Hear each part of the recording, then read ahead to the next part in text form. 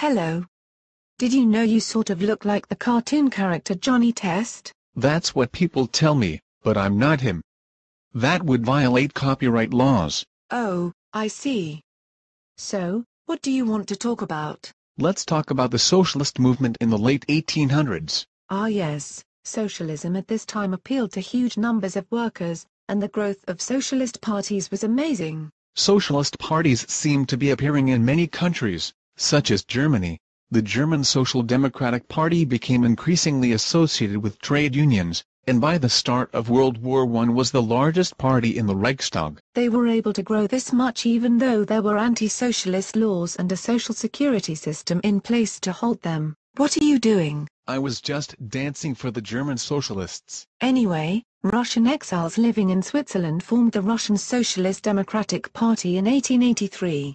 They grew rapidly after 1890, even though they had internal disputes. France saw various socialist parties re-emerge in the 1880s after the carnage of the Paris Commune. Belgium and Austria-Hungary also had strong socialist parties at this time.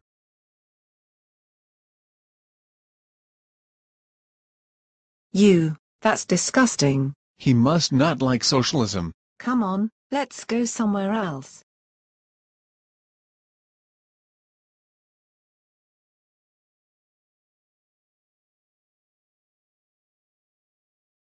Weren't Marxian socialist organizations eventually linked together in some type of organization? Yes. Recall that in the Communist Manifesto, Marx said working men have no country.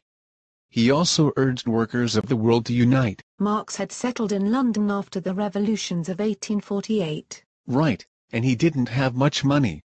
He lived on meager earnings as a journalist and had financial help from his friend, Engels. He never stopped thinking of revolution though, and it was here that he wrote his great work, Das Kapital, which was published in 1867.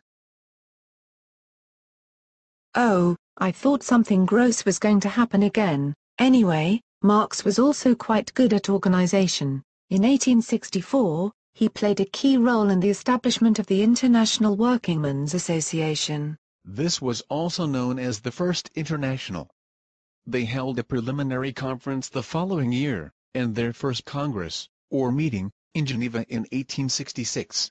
The socialist groups that were members in the First International had diverse views of socialism. They ranged from the gradualism of many trade unionists to the revolutionary views of Marx and Engels. There were even anarchists and proponents of alternative visions of socialism, such as small-scale communities, and agrarianism.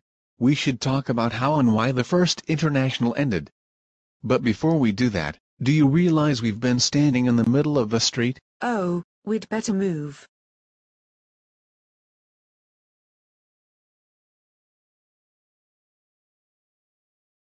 This place does not look safe. No.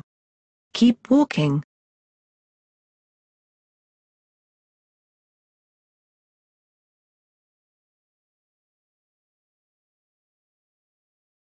We're standing in the middle of another street. We'll be okay, there doesn't seem to be much traffic. The First International seemed to be doing fine, that is, until 1871. Right.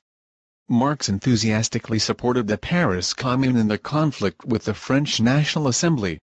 He called this a giant step toward socialist revolution. Yet Marx doing this frightened many of his early supporters, especially the more moderate British Labour leaders. And because of this, the First International collapsed.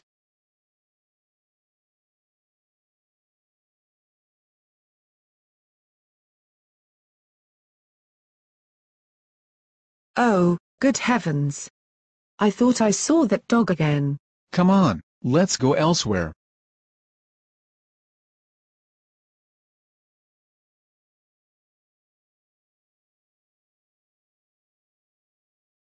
Even though the First International collapsed, the idea of proletarian solidarity remained an important objective for Marxists. In 1889, socialist leaders came together to form the Second International. Delegates from 20 countries, representing about 300 labor and socialist organizations were at this first meeting. Even though this was only a federation of national socialist parties, it had a great psychological impact. Yes.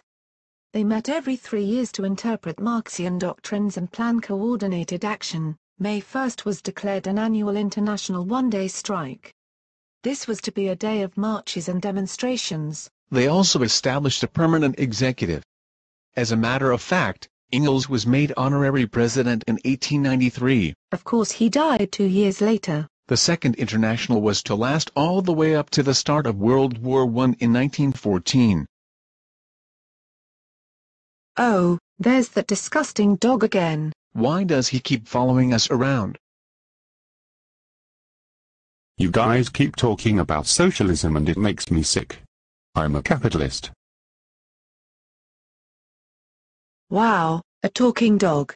Let's forget about him and instead, do a happy socialist dance.